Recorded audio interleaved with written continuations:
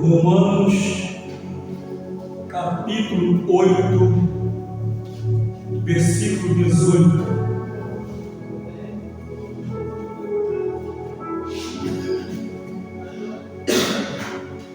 Diz assim, Romanos 8, 18. Porque para mim tenho por certo que as aflições deste tempo presente não são para comparar com a glória que em nós há de ser revelada. Assentados em nome de Jesus.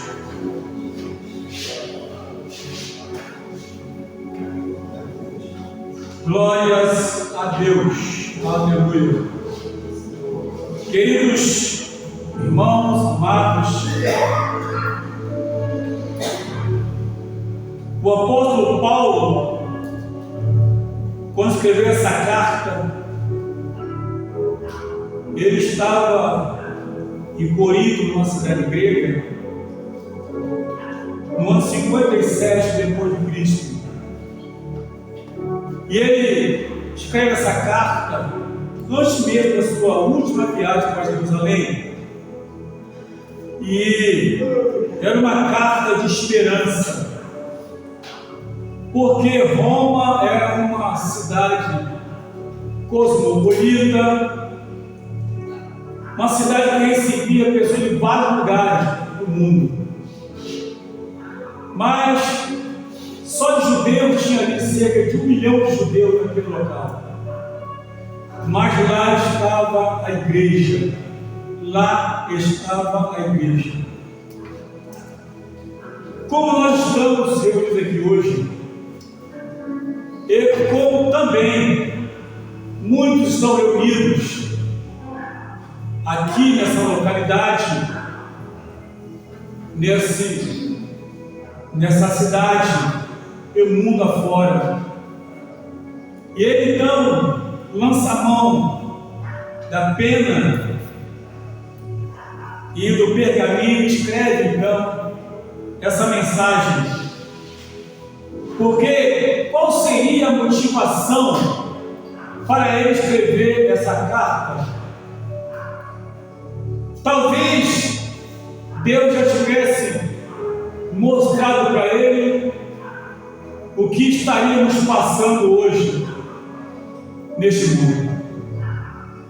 E aqui ele, consciente, porque só uma pessoa consciente da sua conversão, só uma pessoa com certeza da sua conversão e sendo impulsionado pelo Espírito Santo, escreveria tal mensagem para uma igreja que estava num local que não era fácil de conviver. E ele primeiro olha para ele e diz bem claro: porque para mim tenho por certo, tenho certeza que as aflições deste tempo presente não são para comparar com a glória em que em nós há de ser revelada. Isso ele falava no ano 57 depois de Cristo. Qual é a mensagem que ele escreveria hoje? Que tipo de mensagem ele enviaria hoje? É preciso parar para refletir e até fazer um certo questionamento, não no sentido pejorativo, mas trazendo para nós hoje. Porque existem hoje muitos tipos de aflições. Você tem aquela esposa que está passando uma grande aflição por causa do seu marido. Você tem o esposo que está passando uma grande aflição por causa da sua esposa. Você tem os pais que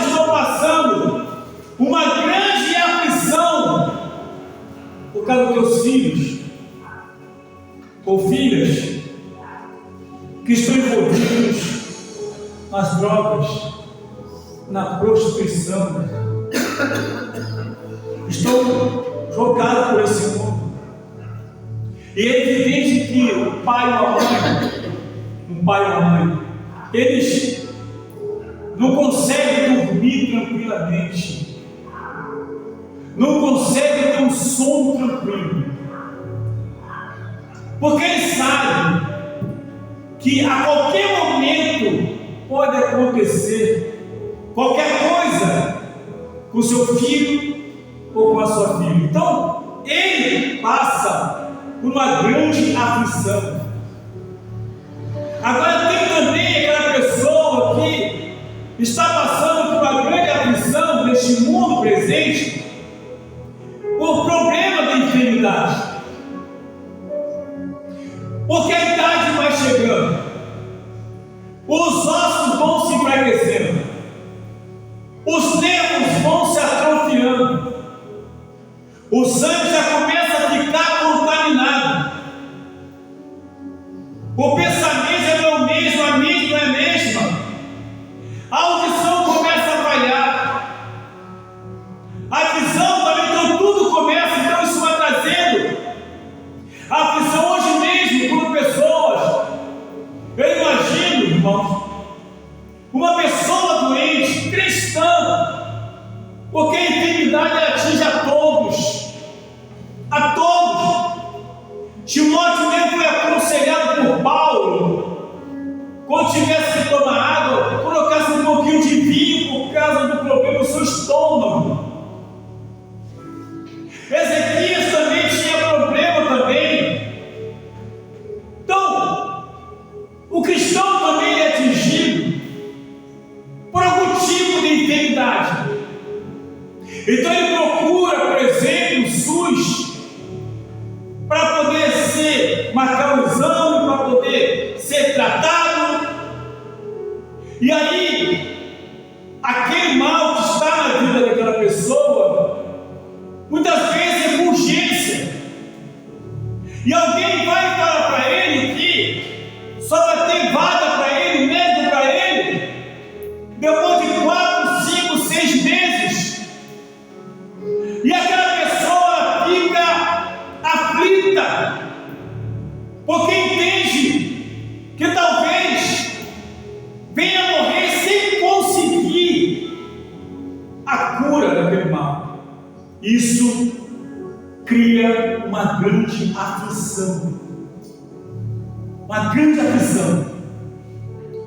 Quando numa empresa que ela não está bem, os colaboradores ficam preocupados, porque começa a surgir algumas conversinhas de que haverá diminuição no quadro de colaboradores. E dentre aqueles colaboradores tem aquele pai de família, aquela mãe, que depende daquele trabalho para poder sustentar a família, para pagar suas contas. Mas quando aquela conversa começa a surgir, aí vem aquela aflição, vem aquela angústia de quem será o próximo, talvez, a ser demitido. E aí não tem como ficar angustiado, não tem como, por exemplo, não ficar aflito, porque sabe, muitas vezes, na maioria das vezes, a pessoa paga aluguel. Por exemplo, há uns tempos atrás houve uma crise no petróleo e muitas empresas tiveram que despedir alguns funcionários. Algumas empresas foram embora do Brasil, não só de Macapá, do Brasil, voltaram lá para os seus países e muitos foram mandados embora. Só que essas pessoas não conseguiram mais vaga no mercado de trabalho. E por isso o tempo foi passando, essas pessoas então foi pagando porque estava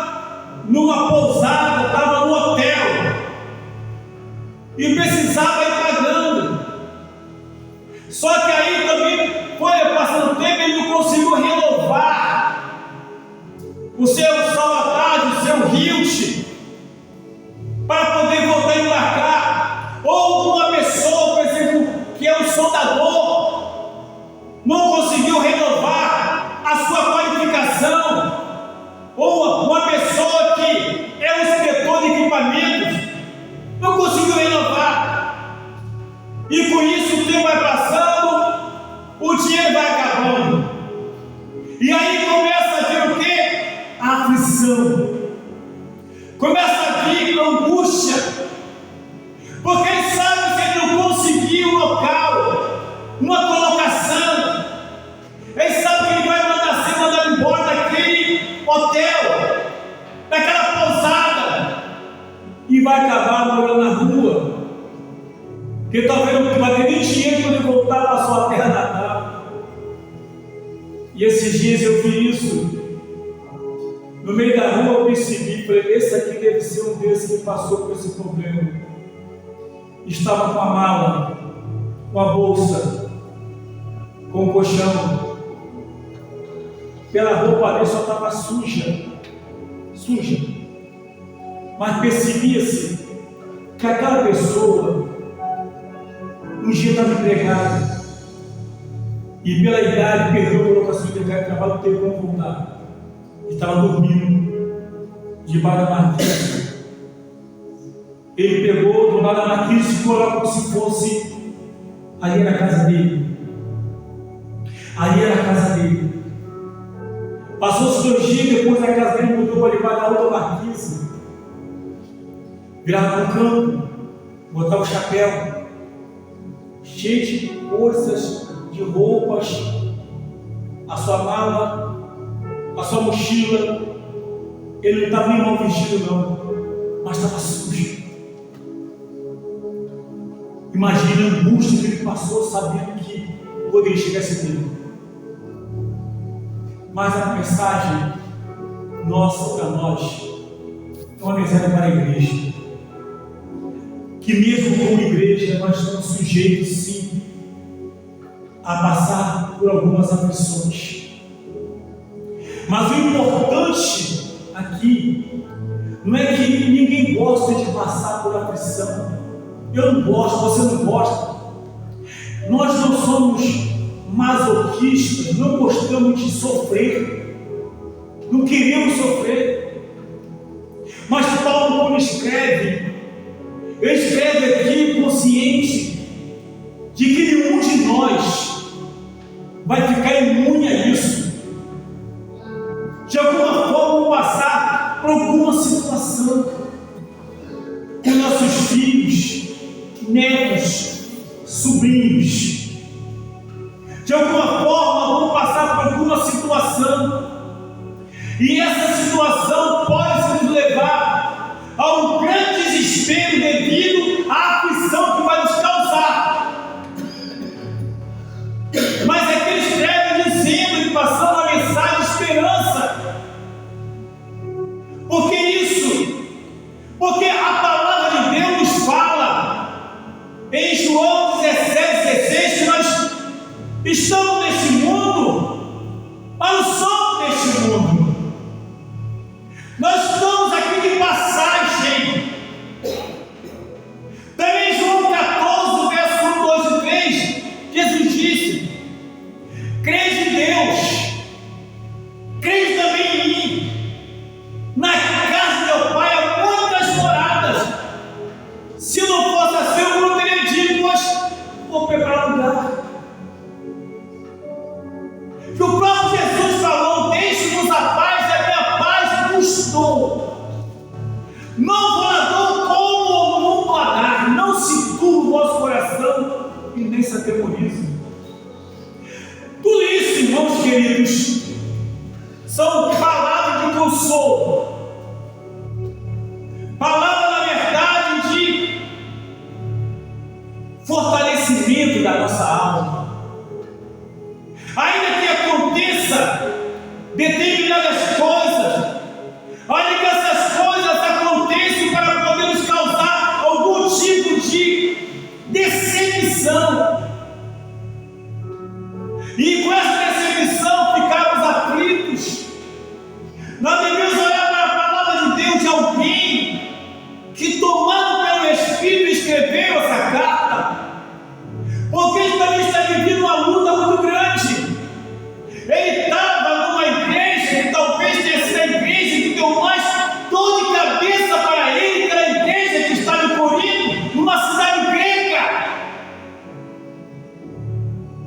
passou por muitas lutas na sua conversão, quando foi lançado pelo cesto para não morrer, passou por várias lutas quando ele foi, também apanhou, como está em Atos 16, ele e Silas foram parar na cadeia, e dentro da cadeia, ele e Silas, a Bíblia nos fala que eles oravam e cantavam dentro da cadeia.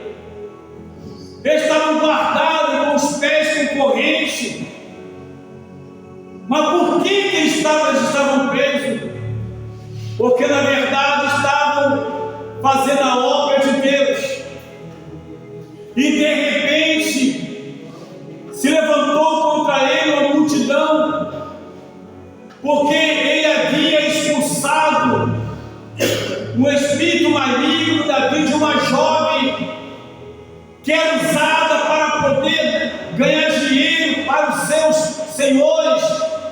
Era o espírito de adivinhação que estava nela, e ele expulsou aquele mal, começou a dar prejuízo para aquela cidade, ficaram expostos, apanharam e foram presos. Mas mesmo dentro daquela prisão, tiveram força. Não era a força deles, era a força que vinha do Senhor, era a força que vinha de Deus.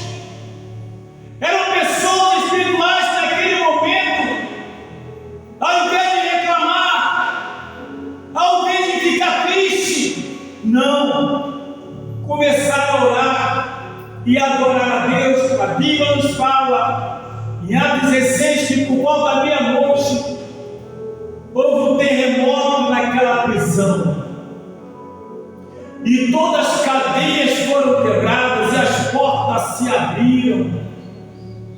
Grande oportunidade para correr e fugirem, tanto ele quanto os demais que estavam presos. Mas a Bíblia nos fala que o carcereiro ficou apavorado porque sabia que teria que dar conta dos presidiários, dos encarcerados. Mas aí, naquele desespero, o carcereiro então se preparou para se matar, para se suicidar. E Paulo então diz o seguinte: não faças tal, estão todos aqui. E aquele carcereiro não entendeu nada. Depois de tudo aquilo ali, ele perguntou: o que eu posso fazer para ser salvo? E Paulo vai e responde, Atos 16, 31. Creia no Senhor Jesus, será salvo tu e a tua casa. Essa mesma pessoa disse exatamente isso. Porque para mim tenho por certo que as aflições deste tempo presente. O que é tempo presente? As aflições que eu estou passando agora. As aflições que eu estou passando neste momento. A luta que eu estou passando. Tudo isso. Todo esse problema. Toda essa luta. Toda essa perseguição. Tudo isso. Não dá para se comparar. Olha só. Tenho por certo. Para mim, tenho por certo que as aflições deste tempo presente não são para comparar com a glória que em nós há de ser revelada. A Bíblia nos orienta, nos fala, na primeira carta de João, no capítulo 3, a palavra de Deus, do versículo 1 até o versículo 4, diz assim: veja quão grande amor nos tem concedido o Pai, que fôssemos chamados filhos de Deus. Por isso, o mundo não nos conhece, porque não conhece a Ele. Amados, agora somos filhos de Deus, e ainda não é manifesto acontecer. Mas sabemos que, quando Ele se manifestar, seremos semelhantes a Ele, porque assim como Ele é, o veremos. Do jeito que Jesus é, nós o veremos. Não é como essa imagem pintada com a falsa imaginação do pintor. Nós o veremos face a face naquele grande dia. E a Bíblia nos fala, também em Apocalipse, a palavra de Deus no capítulo 22, diz, bem claro, no verso 1, 2 e 3, que diz assim: e mostrou-me um rio puro, da água da vida, claro como cristal, que procedia do trono de Deus e do Cordeiro. No meio da sua praça, e de uma e outra e da outra banda do rio, estava a árvore da vida, que produz 12 frutos, dando seu fruto de mês em mês, e as folhas da árvore são para a saúde ou cura das nações. E ali nunca mais haverá maldição contra alguém, e nela estará o trono de Deus e do Cordeiro, e os seus servos o servirão, e verão o seu rosto, e na sua testa estará o seu nome. E ali não haverá mais noite, não necessitarão de lâmpada, nem de luz do sol, porque o Senhor Deus os alumia, e reinarão para todo sempre. Era sobre isso que Paulo queria falar. Como ele disse, porque para mim tenho por certo que as aflições deste tempo presente não são para comparar com a glória em que nós há de ser revelada. Irmãos, nós temos o céu de glória esperando por nós.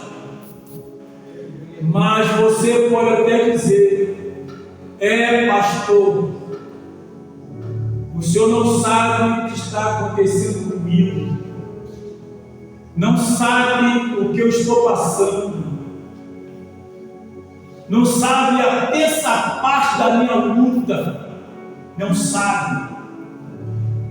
Verdadeiramente eu não sei, mas Deus sabe. Tanto que Ele sabe que Ele diz em João 14, 27: deixe-vos a paz. A minha paz lhes dou. Não vou dar dor como o mundo a dá. Não se turbe o vosso coração, e nem se atemorize. Sabe que paz é essa?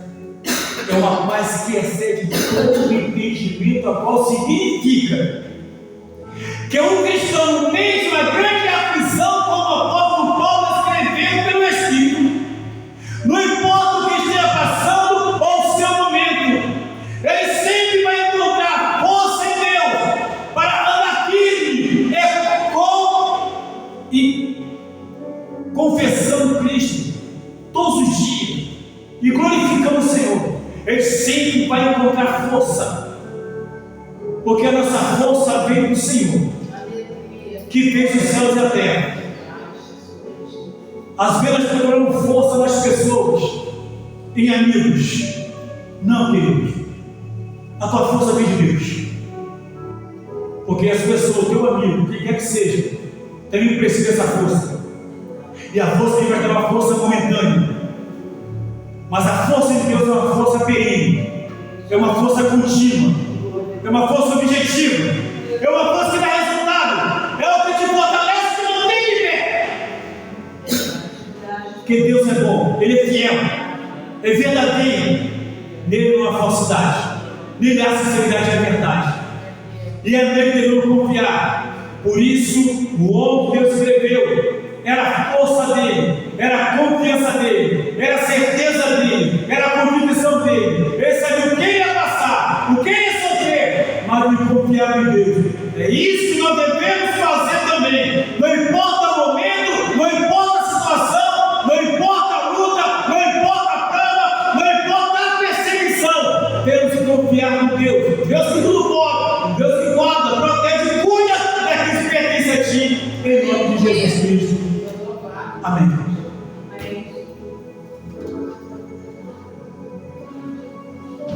Pode ficar sentado. Vou louvar a Deus pelo hino 200. Hino 200. Os irmãos, deixa para louvar a Deus. Glórias a Deus. Jesus é bom, Ele é bondoso. Vamos lá. Quão bondoso amigo é Cristo, carregou a nossa dor, Ele nos manda que levemos os cuidados ao Senhor. Falta o coração doído, quando mais consolação. Isso é porque não levamos tudo a Deus em oração. Todos carregados de cuidados e temor, a Deus depois eterno vai confere o mal de boa. Pelos amigos se despeçam, quando ali sem oração, com teu amor eterno, paz terás no coração. Cristo é verdadeiro amigo, disto prova nos mostrou.